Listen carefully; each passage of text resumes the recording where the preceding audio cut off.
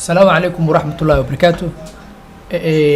عاو عفيرنا أدي رير فيسبوك آتهاي فيسبوك استعمالت حيسيما وحيابا نوعاس عقبة قبصته أما فيسبوك لعق كويا لاتو سيدا لو حاليو سؤال حيسينا كوك عسنات لعقت لو قلت لعق بدنا استعمال مركا فيسبوك وحكا حيري دونتا مركا إن حيسين دم بأسميسيد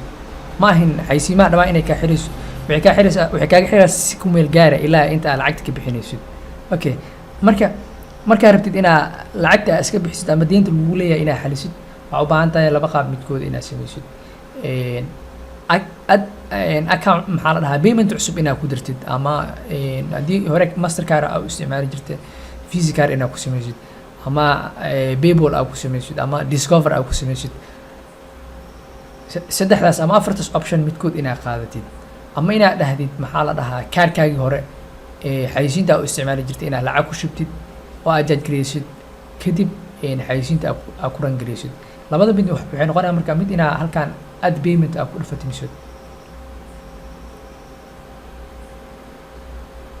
okay wuu inoo soo kici doonaa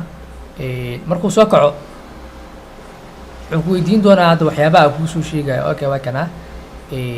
payment cusub ku daroo ku dhahay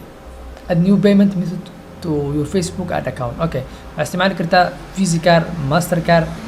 American Express, Discover inta midkood ama waxaad isticmaali kartaa PayPal oo kuwaas dhan waa ka tegi kartaa. Okay, mar walba adaa yaqaan kaarka haysid kaarka numberkiisa inta ku buuxine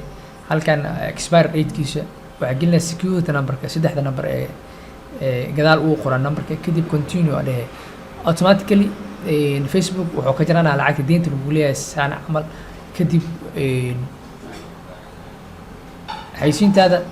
dib waa u isticmaali kartaa laakiin lacagta intaadan bixin ee lagu leeyahay xayisiin ma isticmaali kartaa ama haddii kaarkaagii yani limit loogu talagala uu gaaro ama lacagta ku jirtay